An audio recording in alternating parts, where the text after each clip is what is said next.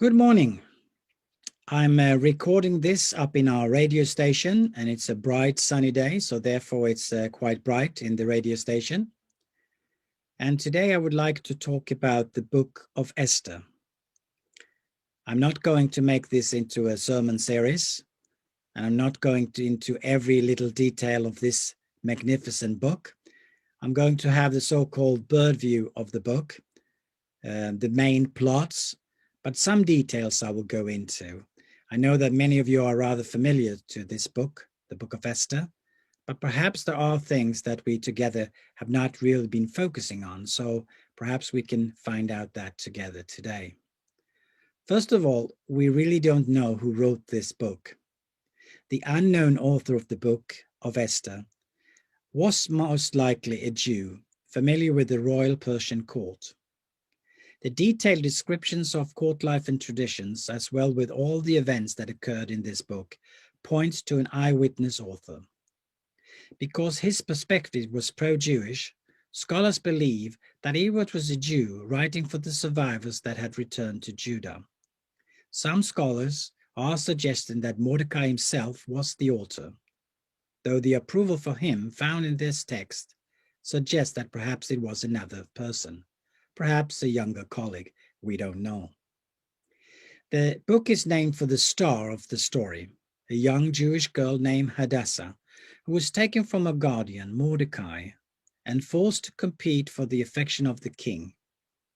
This unlikely contestant for a beauty pageant was then crowned Queen of Persia and renamed Esther, which means star. So then, where are we? Well, we are in Persia, today's Iran.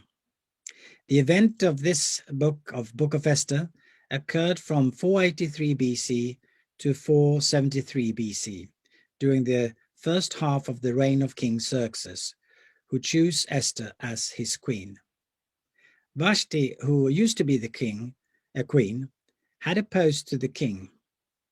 She did not stand up for the king, and she wanted to have more freedom, and absolutely she didn't want to compete in any beauty pageant.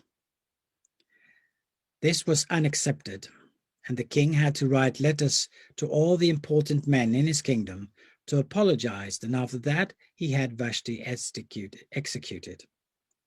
Some feminists today are having her as the first role model of feminist, and it's quite interesting, absolutely, but that is not our focus today.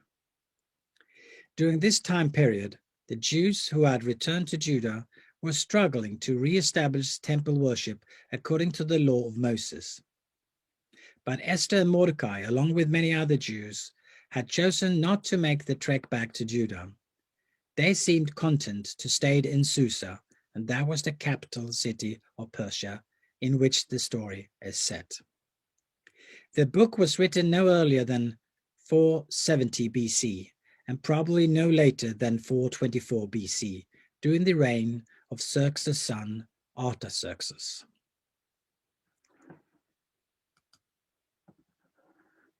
King Xerxes of Persia was the world's most powerful monarch who ruled the Persian Empire around 486 BC. He is perhaps best known for Jews and Christians from this book, the Book of Esther. But for historians, he is perhaps best known for the many wars against Greece. Xerxes followed in his father's footsteps, King Darius. Darius never succeeded to invade Greece, but Xerxes did so. He took over some big cities, but he also had very heavy losses. After losing a battle of Plataea and the city Thessaly, the Persian invasion of Greece ended. In addition to the complete failure to win Greece, Xerxes is famous for building Persepolis. Founded by Darius about 515 BC, the city was the focus of new building projects for the length of the Persian Empire, and it was still expanding when Alexander the Great set upon it in 330 BC. Xerxes was a very powerful king, even if he failed to invade and win over Greece. And losing to the Greek, that is something many historians can't really understand. Since the Persian Empire was so big and powerful, and the two Greek nations, Sparta and Athens, they were always fighting each other, they were far smaller and weaker. Xerxes is also named the King of Kings, and with this knowledge, it is also a far bigger achievement by Esther that we will look into later. Xerxes was killed in his bed at Persepolis in August 465 BC. The Greek historians agreed that the murderer was a man named Artabanus. He was bribing the eunuchs. Artabanus entered the chamber one night and stabbed Xerxes to death. After killing Xerxes, Artabanus went to Xerxes' son, Artaxerxes, and told him that his brother Darius was the murderer. Artaxerxes headed straight to his brother's bedchamber and killed him. The plot was eventually discovered. Artaxerxes was acknowledged as king and successor to Xerxes, and Artabanus and his sons were arrested and killed. Well, back to the book of Esther then. As scripture reveals, Esther is a Jewish woman living in Persia and cared for by her cousin Mordecai. She was taken to the king of Persian Empire to become a part of his harem, but because there was something special about Esther, he made her queen. Mordecai, however, didn't tell the king about a major detail, and that was Esther's Jewish heritage. I can imagine that Esther was a very beautiful woman and with a great personality as well. She charmed King Xerxes so much that after deposing his prior queen, he could have chosen any woman he wanted, but he chose Esther. Of course, there is a scoundrel in this story as well. Haman is a hostile and selfish advisor to the king. Haman, he hated Mordecai for refusing to bow down to him, so he plotted to destroy the Jewish people. Haman told the king that there is a certain people that is scattered abroad and despised among the peoples in all the province of his kingdom, whose customs are different from all other people. They will not obey the king's laws, and it's not in the king's best interest to tolerate them. The king gave him authority to handle the fate of the Jewish people, and in return, Haman announced a government-issued decree of genocide. What then could the queen do for her people? The king had not requested her presence for a month. Did his affection for her wane? Was she powerless? Of all the Jews, only Esther had access to the king. Mordecai persuaded Esther to speak to the king on behalf of the Jewish people, reminding her of the unique place in history and silence is not an option. In one of the most poetic biblical passages, Mordecai speaks of God's timing. In Esther 4:14 it reads, "Who knows but that you have come to a royal position for such a time as this?" In other words, Mordecai let Esther know that even her outer beauty was for a reason and would not go to waste. This drama moves like a novel and plays almost like a chess game, with some great life lessons. Many of the stories in the Old Testament would have been great Hollywood films, some has, and even then this book of Esther. But sad today, it is not the prior of Hollywood. Then if we look at the different leadership styles, well, God is God. He is the leader in control. He took Queen Vashti off the throne. He gave Esther the throne. He used Mordecai, and he puts everyone in place. God loved, and he still loves, the Jewish people. And he didn't create Esther's beauty and finish for her and her alone. Esther was placed in a royal position to assist in the delivery of God's divine plan. When it comes to leadership in this story, yes, Of course, God is the one, but Mordecai is the true leader as well. He refuses the smallest compromise.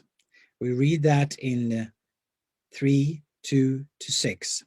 It reads like this: And all the king's servants who were at the king's gate bowed down and paid homage to Haman, for the king had so commanded concerning him.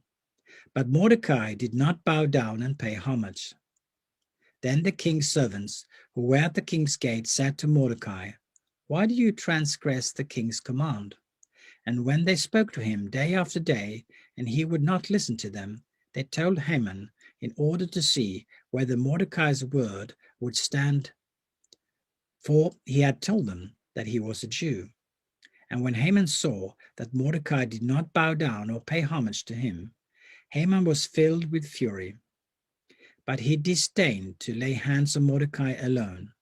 So as they had made known to him the people of Mordecai, Haman sought to destroy all the Jews, the people of Mordecai, throughout the whole kingdom of Ahasuerus.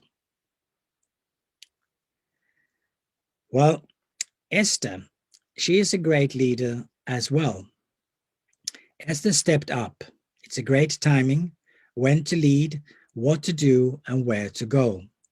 We read in Esther 4:16-17, which reads, Go, gather all the Jews to be found in Susa, and hold a fast on my behalf, and do not eat or drink for 3 days, night or day, and I and my young women will also fast as you do. Then I will go to the king, though it is against the law, and if I perish, I perish. Mordecai then went away and did everything as Esther had ordered him. Esther knew, of course, that going to the king uninvited could be her death sentence. Anyone who came into the king's presence without being summoned could be executed. So what does she then do? Before making a life or death decision, she calls for the Jewish people to join her for a 3-day fast. You see, fasting and praying is so unbelievably important. But Esther, she was clear that in this particular situation, a heavenly response was needed for an earthly situation. Esther needed direction. When we need God's grace, fasting and prayer open up the gate for spiritual growth. It removes distractions and it places us on a path of humility. We all, including myself, must be much better on this. Following the fast, she put on her best royal robes, approached the king, and told him of Haman's plot against the people. The Jewish people were saved. Haman was hanged on the same gallows that had been prepared for Mordecai, and Esther received Haman's estate. As believers, there are no such things as accidents or coincidence. God's timing is providential. Esther's divine moment of providence came by accepting her responsibility to go to the king. However, Mordecai was clear when he said to Esther that she could be the one who saved the people or not. God will use you only if you are ready, or he will find someone else. Sometimes we must stand up in courage, even if it's not popular to do so, and to risk it all.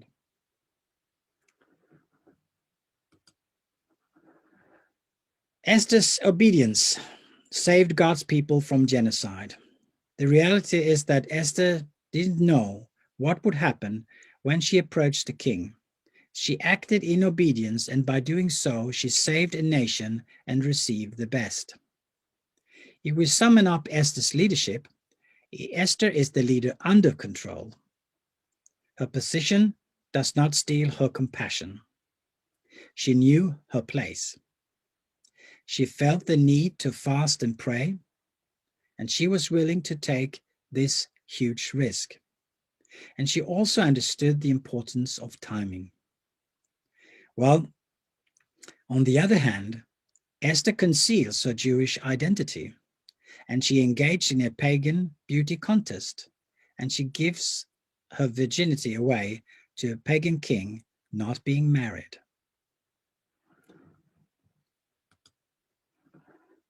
Then we have poor Haman. Haman is the leader out of control. He listened to the wrong people. He thought highly of himself. He set himself up for the fall. He was greedy, and he reaped what he sowed. The enemy was planning to wipe out the Jewish population like many times before, and sad to say, not for so many years ago. Anti-Semitism is getting stronger in the Western world today. We see that in France, in Germany, England, and even in Sweden.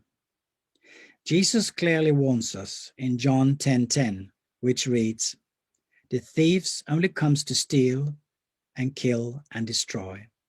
I came so that they could have life, yes, and have it full to overflowing." The enemy has a plan for your life, and that is to stop you from achieving God's intended plan for your life. When the Christian church was born, the enemy had double trouble, Christians and Jews. Esther had a relationship with the Jewish people that was not public, yet, since she was Jewish, she would be destroyed if the decree was carried out. This is true of the church. We have been grafted in and cannot disclaim our relationship with the Jewish people. Today, aggressive Islam and atheistic communism threaten the state of Israel. These are the same two major world forces which threaten the church.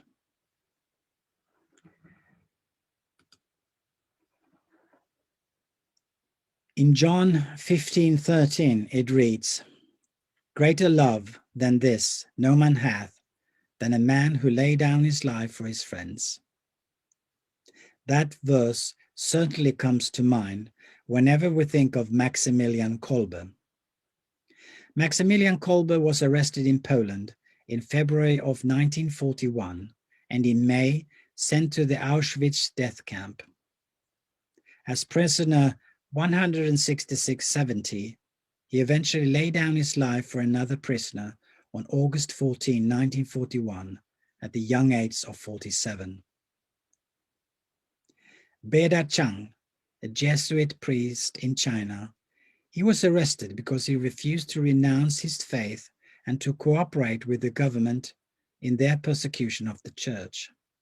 Chang was arrested, imprisoned, tortured, then died of his wounds in 1951. During the 19th century in Korea, more than 10,000 martyrs died in persecutions which extended for over more than 100 years. That's very scary. And in 1930 Spain, they had a military coup.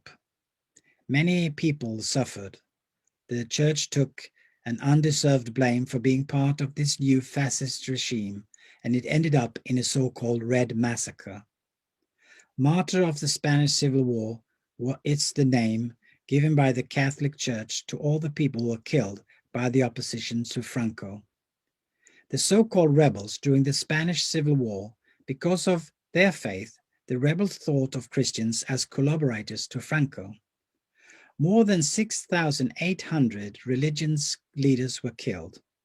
Whole church buildings were put on fire, and people, old, young, and children, were burned to death.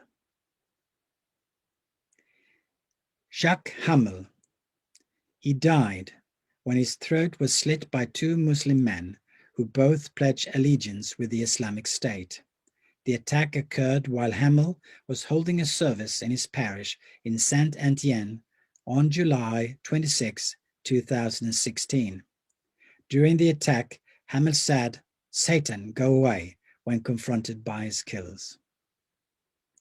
Recently, Christians in Syria, Afghanistan, Egypt, Sri Lanka, Nigeria, Ethiopia, etc., has been killed in Islamic attacks and persecutions just for the cause of being followers of Christ.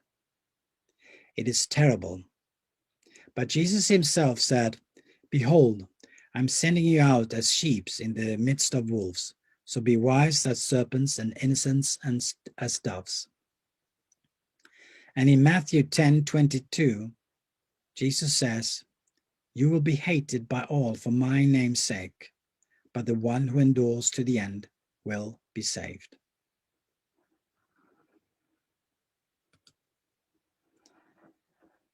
The Bible tells us that as Christians, we have a hope as children of God. We have an inheritance to look forward to, and we have eternity of peace and joy awaiting us. When life gets tough, we see in the Bible that this life is not forever. It's fading. It is but a wisp of smoke in the wind compared to eternity. We have so much more to look forward to.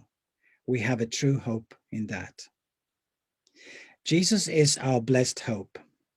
Without his coming to earth, without his willingness to lay down his life for us, without his resurrection, without his ascension, without his promise to return, we would have no hope. What was once a hopeless situation can be changed to a hope-filled situation when God works through his people.